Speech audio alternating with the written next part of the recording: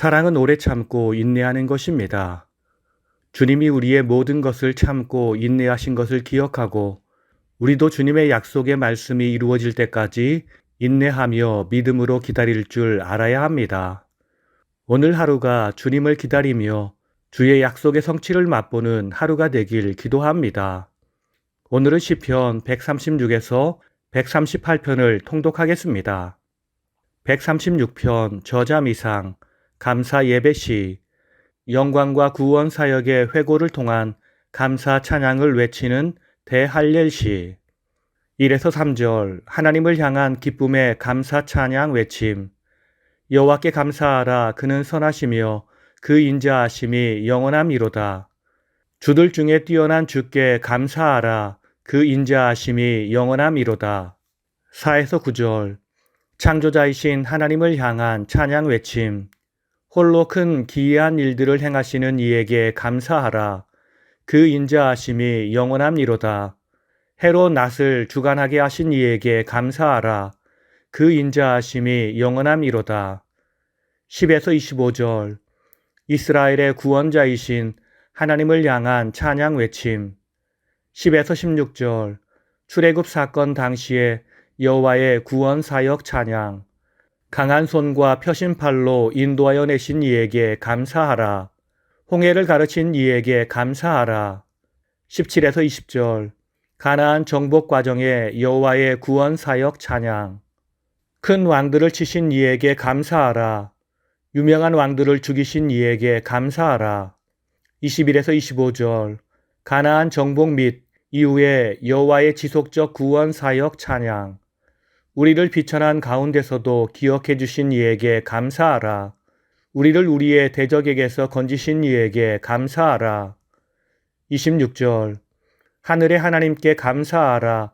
그 인자하심이 영원함이로다. 유대인의 전통에서 본시는 제2할렐시 혹은 대할렐시로 불리며 시편 113에서 118편의 제1할렐시와 146에서 150편의 제3할렐시와 함께 할렐시를 이루고 있습니다. 이들 시가 할렐시로 분류되는 것은 이들 시편에 실제로 할렐루야라는 표현이 많이 사용돼서가 아니라 전통적으로 유대인의 3대 절기인 유월절, 칠칠절, 장막절의 공식 예배에 사용되었기 때문입니다. 모든 시편 중에서 특별히 선정되어 큰 절기의 공식 예배에 사용됐다는 점에서 생각해 볼 수 있듯이 본시는 매우 간결하고도 깔끔한 표현으로 되어 있으며 자주 사용되고 널리 알려진 문구들을 사용하면서도 호소력 있고 감동적으로 찬양을 이끌어내고 있습니다.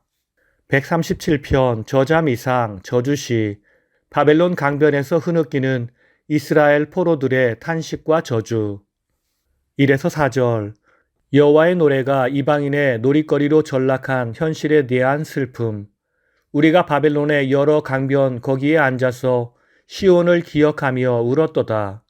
우리를 사로잡은 자가 거기서 우리에게 노래를 청하며 우리를 황폐하게 한 자가 기쁨을 청하고 자기들을 위하여 시온의 노래 중 하나를 노래하라 함이로다.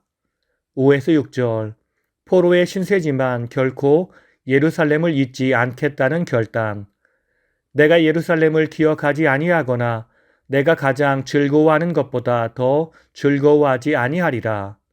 7에서 9절 예루살렘을 유린하고 조롱한 원수들을 향한 저주 여호와여 예루살렘이 망하던 날을 기억하시고 에돔 자손을 치소서. 멸망할 딸 바벨론아 내가 우리에게 행한 대로 내게 갚는 자가 복이 있으리로다. 헬라어 70인역 성경에 따르면 본시는 다윗에게 해당하는 토 다이드가 기록되어 있고 70인역 중 루키아 사본에는 예레미야가 부른 다윗의 노래란 뜻의 표제가 붙어 있습니다. 그러나 이 표제는 본시의 내용이 전제로 하고 있는 포로기의 역사적 상황과는 맞지 않는 것으로 보입니다. 본시는 바벨론 포로의 삶을 살던 사람들이 포로의 시기에 예루살렘으로 돌아와 민족을 유린한 바벨론의 멸망을 기도한 것으로 보입니다. 본시는 58편과 109편과 함께 저주시로 분류됩니다. 매우 철저하고 잔혹한 저주의 형식으로 바벨론에 대한 하나님의 심판을 기도하고 있기 때문입니다. 138편 다윗 찬양시 간구에 응답하시고 영혼에 힘주시는 여호와 찬양. 1에서 3절 간구에 응답하시고 영혼에 힘주시는 여호와를 향한 시인의 찬양. 내가 전심으로 주께 감사하며 신들 앞에서 주께 찬송하리이다. 내가 간구하는 날에 주께서 응답하시고 내 영혼에 힘을 주어 나를 강하게 하셨나이다. 4에서 6절 여호와의 말씀 청취와 크신 영광을 보며 찬양하리라. 여호와여 세상의 모든 왕들이 주께 감사할 것은 그들이 주의 입의 말씀을 들음이오며 그들이 여호와의 도를 노래할 것은 여호와의 영광이 크심이니이다. 7에서 8절 완전케 하기까지 이어질 은혜에 대한 확신 고백 및 간구. 주의 손을 펴사 내 원수들의 분노를 막으시며 주의 오른손이 나를 구원하시리이다. 여호와께서 나를 위하여 보상해 주시리이다. 본시부터 시편 전체를 마무리하는 제3할렐시 즉 146에서 150편의 감사 예배시 바로 앞부분까지는 다윗의 시들이 배치되어 있습니다. 곧 본시부터 145편까지 총 8편은 다윗의 시편들입니다. 이들 시편은 찬양시, 비탄시, 참회시, 신정시, 감사 예배시 등 매우 다양한 장르로 구성되어 있습니다.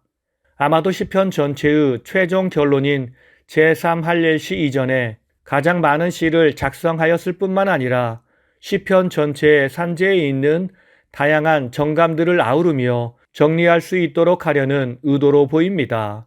본시는 내용적으로 볼 때 하나님께 언약을 받은 다윗이 실제 전쟁에 나아가 승리함으로써 여호와 하나님의 주권과 은혜를 실증적으로 체험한 바탕 위에서 그 승리를 하나님의 인자와 성실에 돌리며 더 나아가 하나님께서 열방의 주권자 되심을 찬양하는 내용입니다.